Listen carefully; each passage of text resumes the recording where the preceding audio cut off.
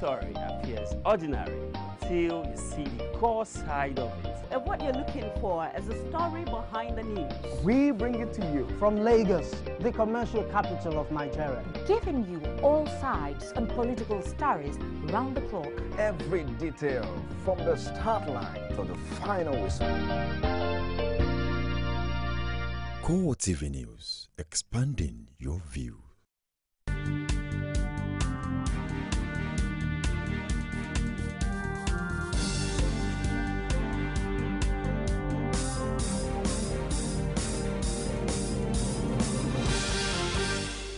Hello, good evening. Welcome to CoreTV Primetime News. I am Gift or Gete.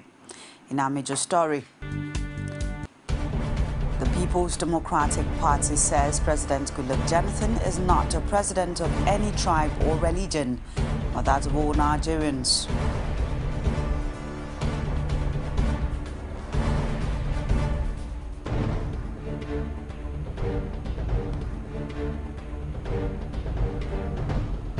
Also in this program, the All Progressives Congress presidential candidate Muhammadu Buhari continues his bid for the presidency with a rally at the Teslim Balogun Stadium in Surulere, promises education for the youths and to end insurgency.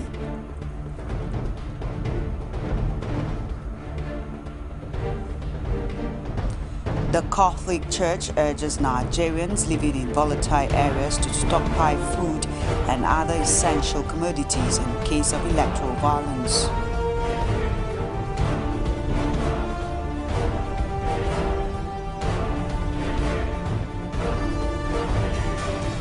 And outside Nigeria, the African Union elects 90-year-old Zimbabwean President Robert Mugabe as its new chairman.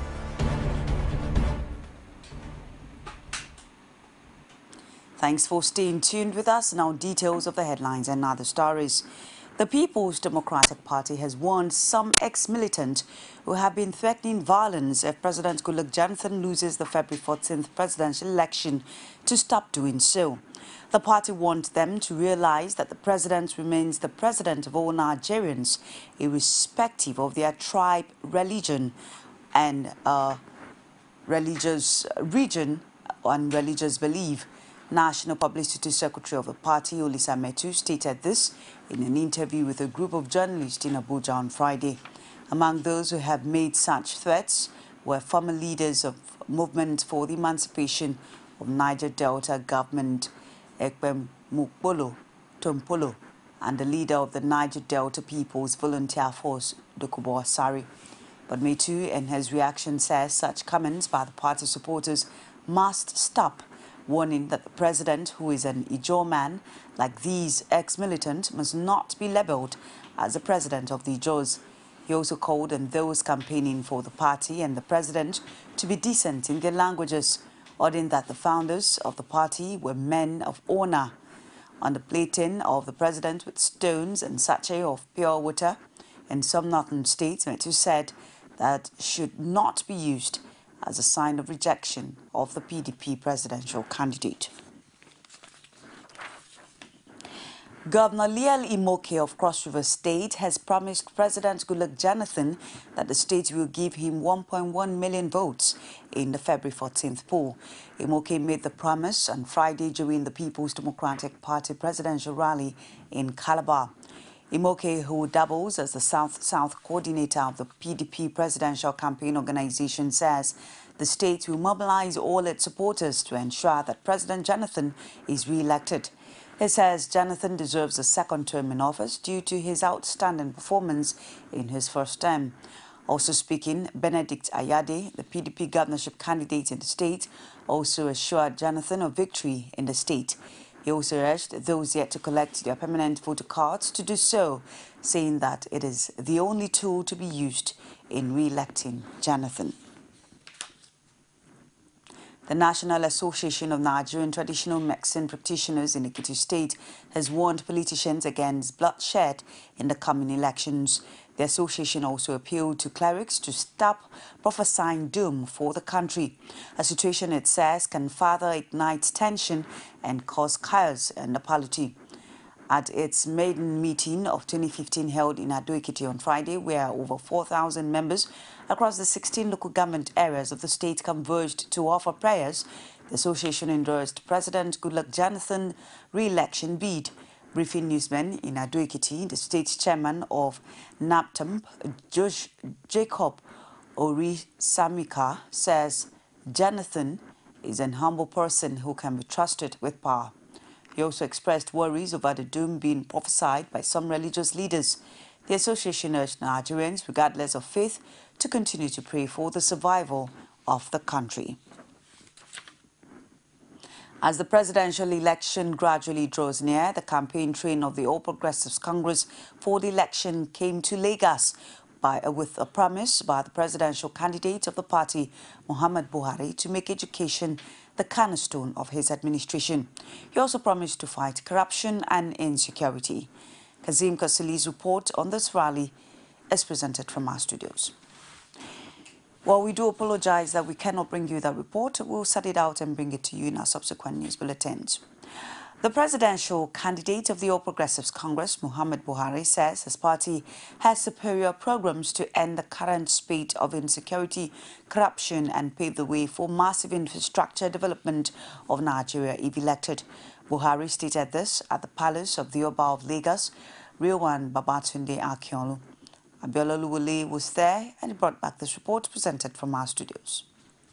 As the general elections fast approaches, politicians have been moving around the country to sell their programs to the electorate. Not let out of the train is the All Progressive Congress presidential candidate Muhammadu Buhari, and other stalwarts of the party will pay the courtesy visit to the palace of the Lagos monarch Oba Rilwan Akiolu the first before heading to Teslim Balogun venue of party's presidential rally in the state. Briefing the monarch on the programs of the party, Buhari and the national leader of the party, Bola Tinubu, highlighted insecurity, corruption as the major problems of the country. Buhari promised that if elected, his party will put in place structures that will put the country back on the path of development. What APC has realized, which we have all experienced in the last 16 years, the consequences of which is insecurity, destruction of the economy, and unparalleled corruption, which has virtually denied Nigerian resources to improve other social services like education, healthcare, and do the infrastructure that help to get industries back, employment, goods and services. Nigeria needs the rescue. We need your prayer and the prayer of our ancestors. Thank you for accepting us. In his reaction, the Lagos Oba called on the politicians to ensure peaceful election as they cautioned security agents against being partisan. The posting of police officers should not be made any political issue. Posting comes normally. Lagos is not Port Harcourt. You people should not have any fear. And the man that did it in Port Harcourt is able and capable to do what he should do. But I request all of you to cooperate fully with the army, the police, all the security agencies. None of them will ever, lie is mobile. They dare not. It is then I will show them who Obakelu is, who Gaidun is. Allah. Some people have been saying it is not so. It is that time they will know it is so. The visit ended in a closed-door meeting with leadership of the party and Oba. The People's Democratic Party has challenged the presidential candidate of the All Progressives Congress, Muhammadu Buhari, to a debate on any national or international media outfit. This was after APC pulled out of a debate organized by the Broadcasting Organizations of Nigeria, citing bias of the lead organizers. Spokesman for PDP's Presidential Campaign Council, Femi Fani-Kayode, said in a statement that the opposition party was only shielding its candidate from displaying his intellectual laziness to Nigerians and the rest of the world. He claimed that APC leaders recently confided in an international channel that they are only confident in the ability of his running mate, Professor Yemi Osibanjo. His PDP spokesman maintained that the ruling is convinced that General Buhari does not have what it takes to sustain a coherent argument on issues of governance and development. Oba of Lagos, Oba Arewa Akiolu, has once again voiced his belief that the Lagos APC governorship candidate Akinwumi Ambode will be the next governor of the state. Akiolu, who stated this at his palace, says every eminent resident of Lagos have all agreed to give the needed support to Ambode to ensure his victory at the polls, based on what he calls the ability of the APC standard bearer to build on the development Lagos has recorded since 1999.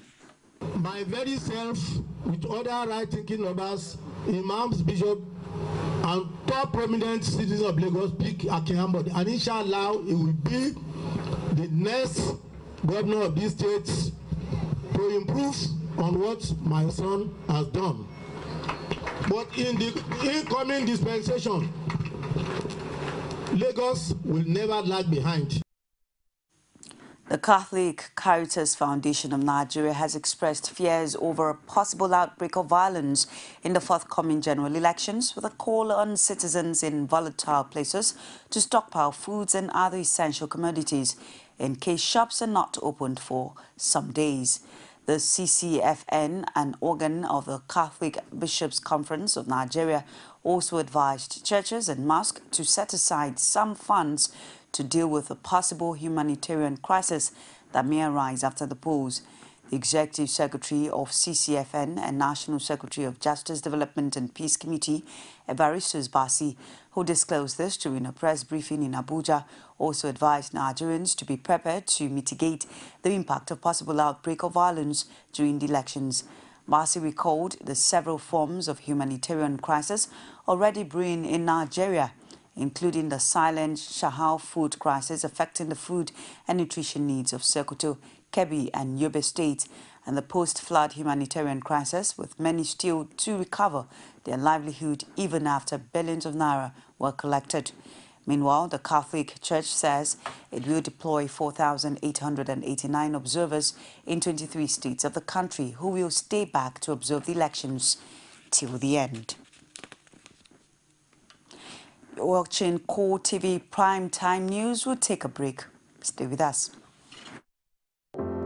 From the west to the east, the north, and to the south of our country, the APC with their governors have been busy building a better life for Nigerians. The APC with their governors have built more roads, schools, bridges, hospitals, universities, and independent power plants, generated more internal revenue, and created more jobs than the rest of the Federation combined. Now, imagine what we could do when we are the federal government. Vote for change! Vote APC! APC! Change!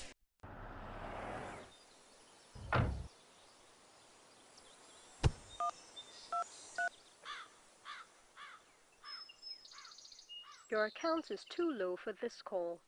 Never get stranded with MTN Extra Time. You can now borrow airtime and pay back at your next recharge. Dial *606# now to enjoy the new MTN Extra Time. MTN, everywhere you go. Welcome back. It's CoreTV Prime Time News. A reminder of our top stories. The People's Democratic Party says President Goodluck Jonathan is not a president of any tribe or religion, but that of all Nigerians.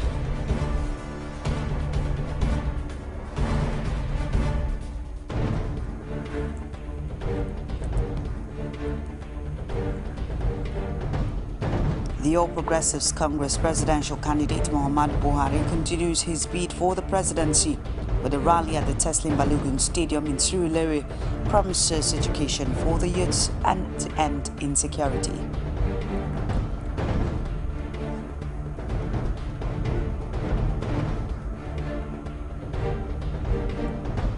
The Catholic Church urges Nigerians living in volatile areas to stockpile food and other essential commodities in case of electoral violence. Now, do not forget that you can also catch us on our social media platforms. On Facebook, it's facebook.com/CoreTV News. On Twitter at CoreTV News NG. And on YouTube, youtube.com/CoreTV Liver Space News.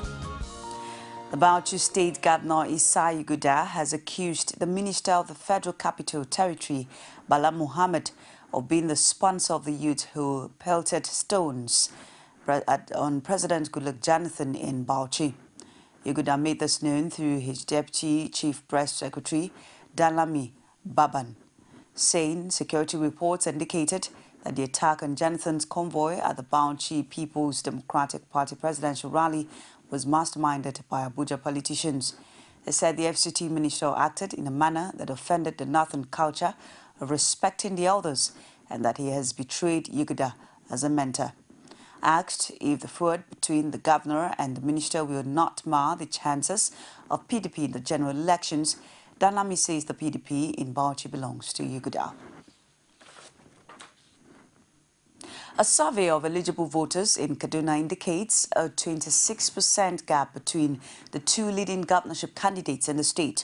The poll conducted by Noi Polls for ANAP Foundation, a non-governmental organization, showed that the candidate of the All Progressives Congress, Nasir El-Rufai, is leading others with a 46%, with Governor Mokhtar on 20%.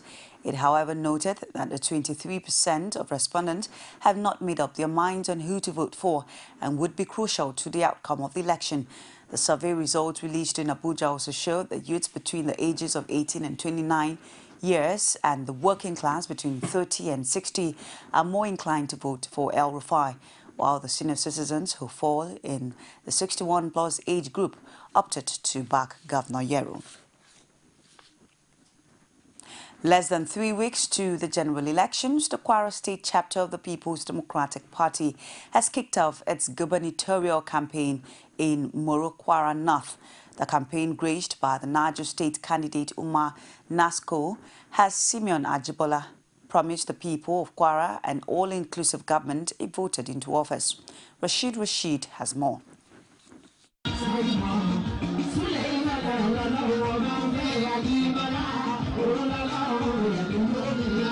The race to Kwara Government House is getting more interesting, with the opposition party PDP kicking off its campaign in Moro local government area of the state.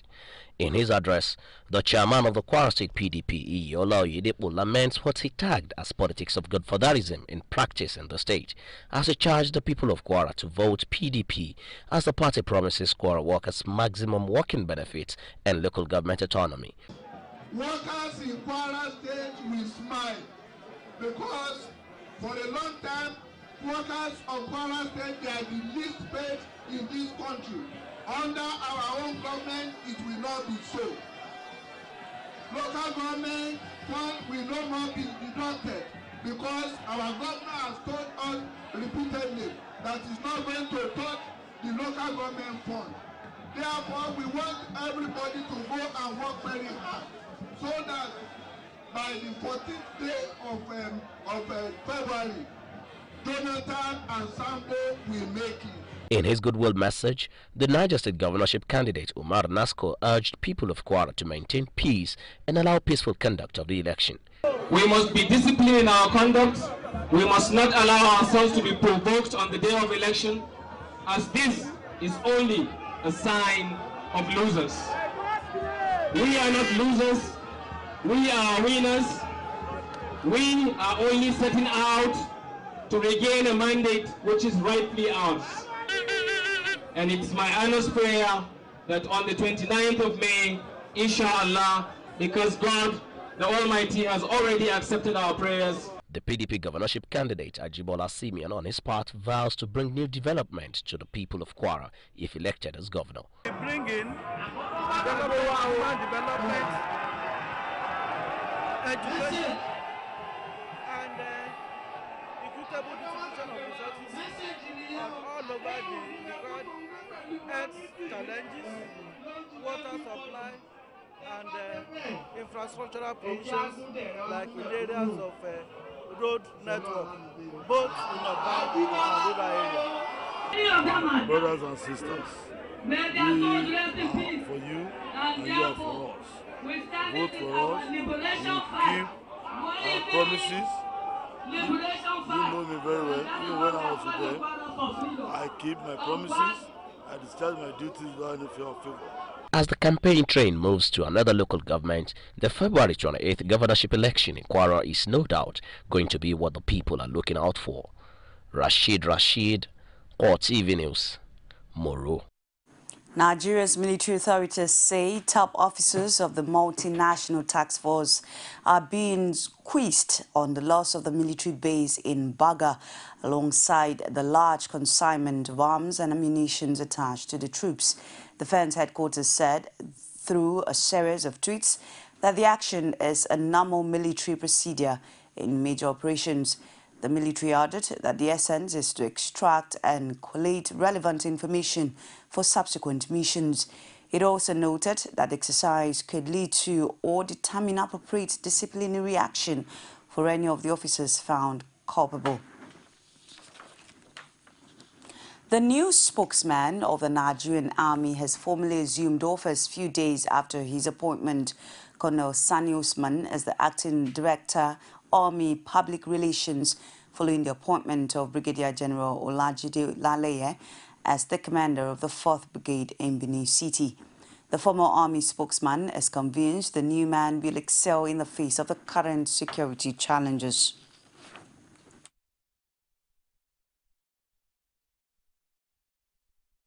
January 2014, I took over the mantle of leadership as the Director of Army Public Relations, and it has been a very challenging and rewarding experience. I therefore most humbly thank the Chief of Army Staff for giving me such a wonderful opportunity to serve and to contribute my little quota in the development of the Nigerian Army in particular, and our dear nation, Nigeria, in general. May I also appreciate the immense contribution of all the officers, men and staff of the Directorate who have worked tirelessly with me during the past 1 year in achieving the tremendous successes recorded by the Directorate. Indeed, you are a family which I am proud to belong. To the distinguished members of the 4th Estate of the Realm, that is the gentlemen of the press, I cannot appreciate you enough for your unflinching support and professional conduct throughout my tenure as Director of Army Public Relations.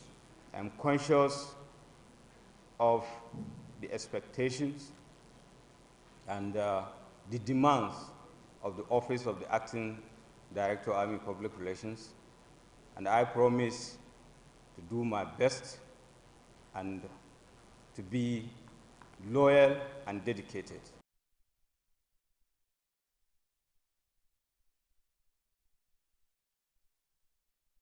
The Supreme Court has set aside the conviction of a Lebanese businessman, Tahal Roda, over an arms seized in Kano. A federal high court in Abuja had in 2013 handed a life jail sentence to the Lebanese, who is a member of Hezbollah militant group, for illegally importing a large stock of arms into the country.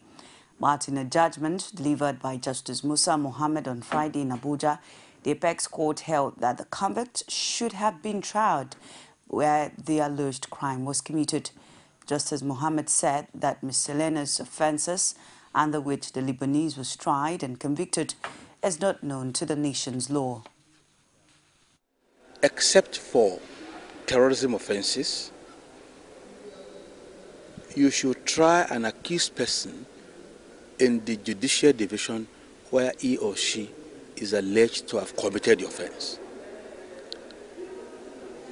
What he was charged for was conspiracy to store firearms. Where? In Kano. There's a federal court in Kano, there's a federal court in Katsina, there's a federal court in Kaduna, there's a federal court in Mina. These are all the routes you pass through before getting here. Why Abuja to try that? That is number one. Number two, the conspiracy he was charged for was under the Section 1, subsection 14A of the Miscellaneous Offences Act, which contains no provision for conspiracy. But the Court of Appeal now said, oh, well, you can find conspiracy in the penal code or criminal code, but the prosecutor never charged him under any of those laws, and the defense never defended the case on the basis of those laws. And that is why the Court of Appeal, this court, the highest court in the land, now said, this is perverse and cannot stand.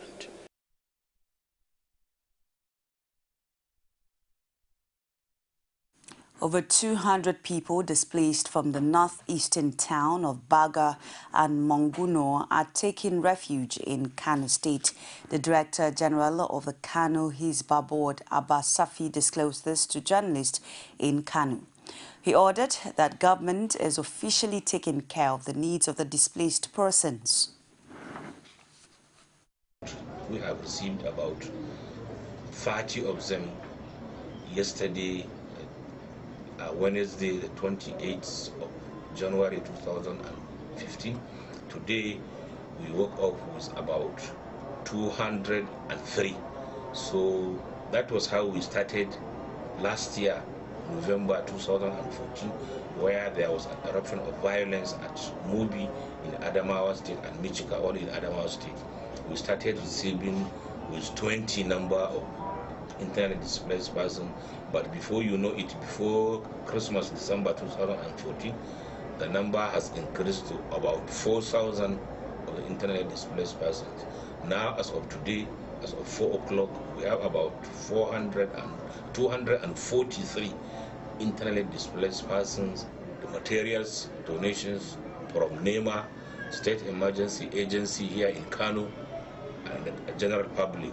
We have received a large number of donations from individuals within the state and also some international organizations like the International Committee on Red Cross, ICRC. They came here, they gave them relief materials and medical attention.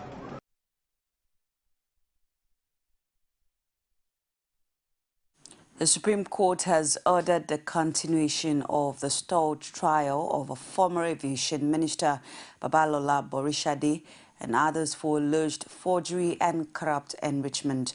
The trial had been stalled before a Federal Capital Territory High Court in Maitama, Abuja, by an interlocutory appeal, which had been disputed up to the Apex Court. The former minister, a director of Nigerian Airspace Management Authority, T.A. Dairo, and two others are being prosecuted by the federal government on allegation that they mismanaged about 5.2 billion naira meant for the renovation of the nation's airports. Borishade had appealed against the decision of the FCT High Court to admit in evidence. A statement made by Dairo, the Court of Appeal upheld his appeal, prompting the federal government to appeal to the Supreme Court. In its unanimous judgment, the Supreme Court upheld the appeal and upturned the decision of the Court of Appeal, while also directing the prompt resumption of the trials that had been stalled for over a year. Justice Kumai Bayang, in the lead judgment, wondered why Borishade's appeal against a ruling that was not directed against him. He noted that the ruling was on whether or not to admit the statement by the third accused person, Dairo, and not his, Borishade's statement.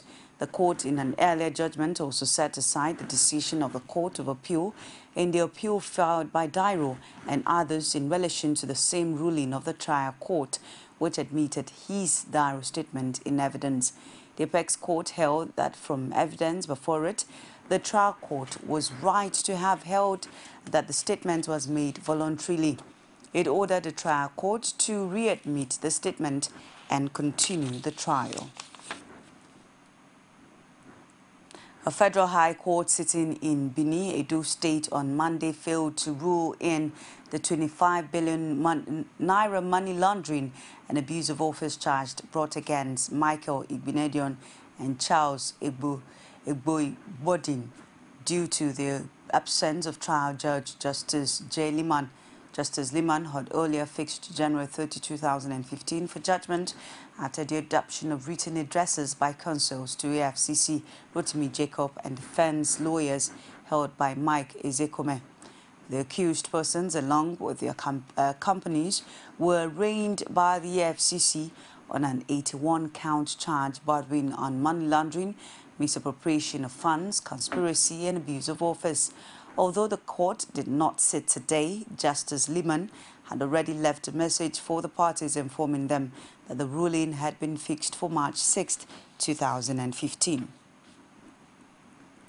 You're still watching CoreTV Primetime News. We'll be back after this break with business, sports and stories outside Nigeria. Stay with us. From the west to the east, the north, and to the south of our country, the APC with their governors have been busy building a better life for Nigerians. The APC with their governors have built more roads, schools, bridges, hospitals, universities, and independent power plants, generated more internal revenue, and created more jobs than the rest of the Federation combined. Now, imagine what we could do when we are the federal government. Vote for change! Vote APC! APC! Change!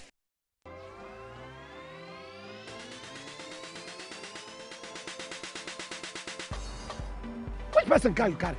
And we now for MTN Catch Quest! You see the look? Plenty people don't they win 10 million naira every week and 1 million naira every day. To win, just dial *170# for free and correct who go with you. Whether that TV or generator or phone, you fit win all for free every day. MTN, everywhere you go. Welcome back. It's still CoreTV Prime Time News. We now join Sabina Izuku for Stock Market Report.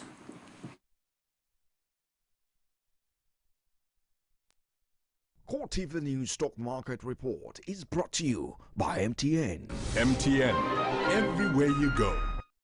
Hello there and welcome to the Stock Market Report segment with me, Sabina Izuku. The equities market on the floor of the Nigerian Stock Exchange closed on a negative note today as the Nigerian All-Shares Index depreciated to 0.27% to close at 29,562.07 basis points. The market capitalization decreased in the same manner to close at 9.8 trillion naira. In all, a total volume of 317.6 million units of shares valued at 4.7 billion naira were exchanged in 3,800 deals. Seplat Oil topped the gainers chart to close at 305 naira 23 kobo with a gain of 3 naira 72 kobo, followed by PZ Carson, Dangote Sugar, Cadbury, and United Africa Company of Nigeria. On the flip side, Nestle topped the chart trailed by 7up, Guarantee Trust Bank, Score PLC, and Nigerian Aviation Holding Company. Meanwhile, Zenith Bank topped the traders chart, followed by First Bank Nigerian Holdings, Diamond Bank, Guarantee Trust Bank, and Dangote Sugar. Just before we wrap up the stock market report, here's the currency trade for today.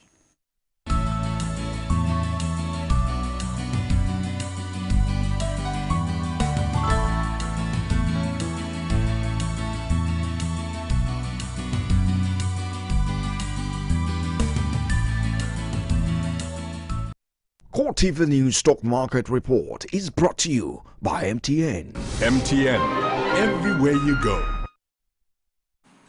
All right, there you have it. Stock Market Report with Sabina Izuku. We'll take another break and be back with sports. Stay with us.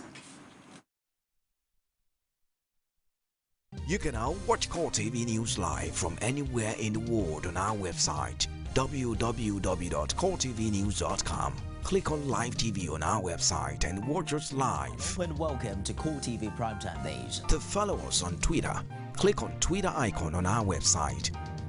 On Facebook, click on the Facebook and YouTube to see all our previous news production. You can also watch us live on YouTube. Click CoreTV, leave a space, then News. CoreTV News, a 24-hour news station.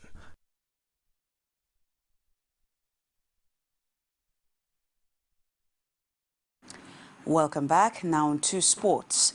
Abdul Bidemi before and Tunde Abdurrahman are the front runners for the head coach job at Nigerian National League NNL side Niger Tornadoes.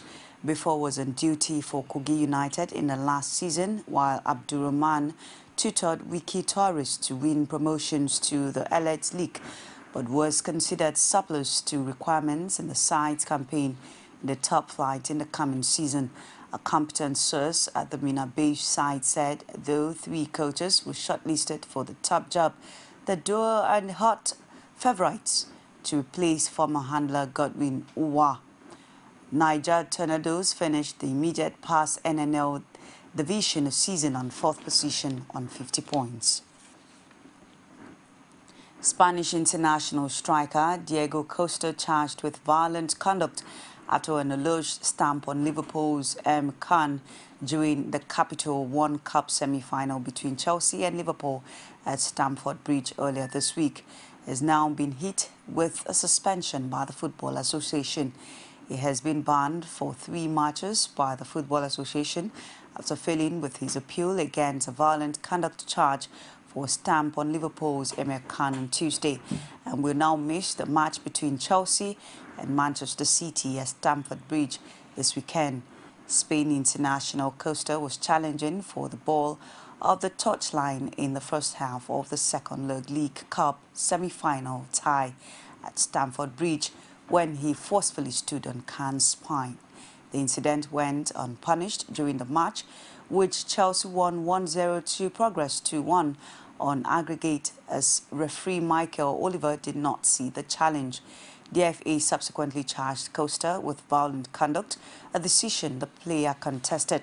However, an FA independent regulatory commission has now chosen to uphold the original ruling and handed out a 3-match ban.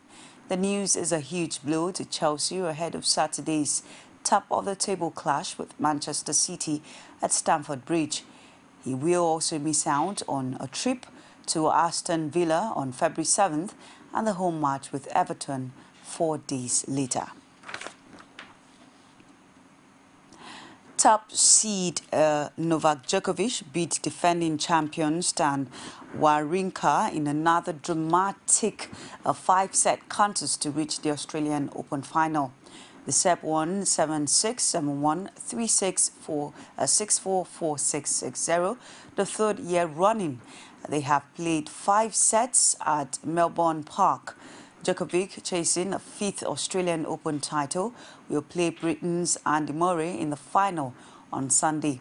He beat the Scout, who is in his 4th final at Melbourne Park, to claim the 2011 and 2013 titles. Murray will have taken some encouragement from the length and quality of the second semi-final. However, the third installment of Djokovic, Wawrinka, did not hit the height of the previous 2, with a combined 118 on forced errors and 12 breaks of serve. After a burst of winners and errors from the Swiss, it was the steadier play from Djokovic in the final stage that clinched it. The 7-times Grand Slam champion twice moved a set in front, but neither man could string together their best from 4 long enough to take command. After coming back from a breakdown to take the first in a tie break, Djokovic double faulted on break point to allow Wawrinka the advantage in the second. The third went the way of Djokovic when Wawrinka felt the pressure, serving at 4-5, netting a forehand on set point. Despite celebrating the break, Djokovic did not realize he had won the set until he was told by the umpire, grinning and shaking his head on his way back to the chair.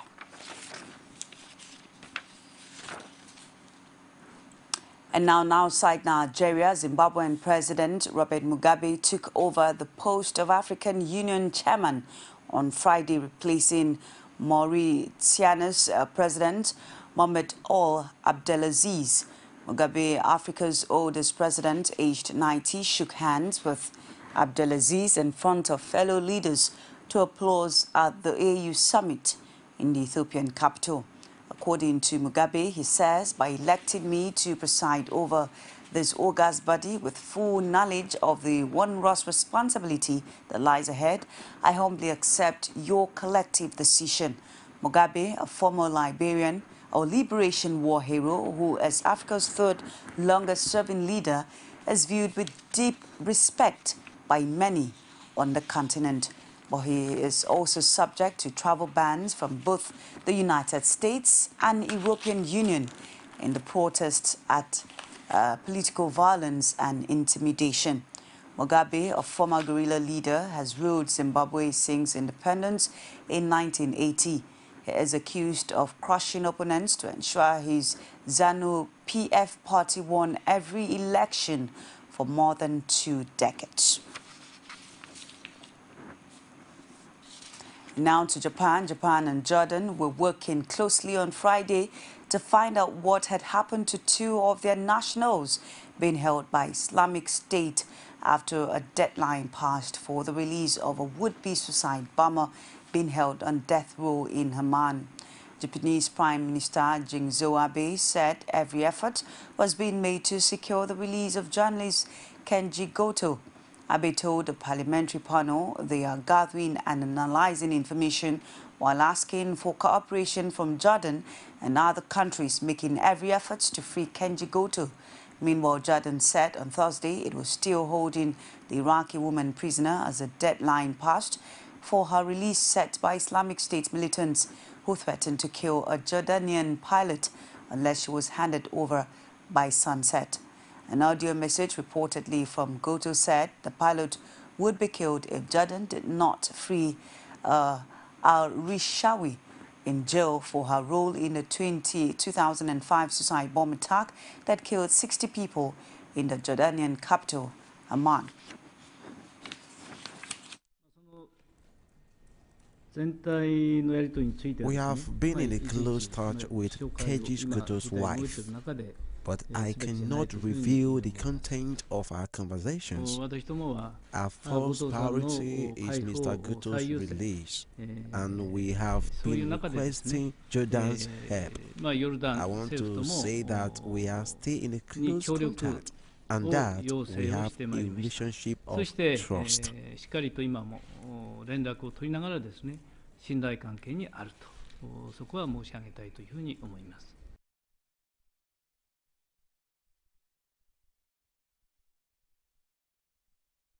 It's CoreTV Primetime News. Before we go, a recap of our major headlines. The People's Democratic Party says President Goodluck Jonathan is not a president of any tribe or religion, but that of all Nigerians. The All Progressives Congress presidential candidate Muhammadu Buhari continues his bid for the presidency, for the rally at the Teslim Balogun Stadium in Surulere promises education for the youths. The Catholic Church urges Nigerians living in volatile areas to stockpile food and the essential commodities in case of electoral violence. That's it on our show for tonight. Thank you so much for staying on. On behalf of the entire production crew, I am Gete. You have a lovely, lovely night rest. Good night.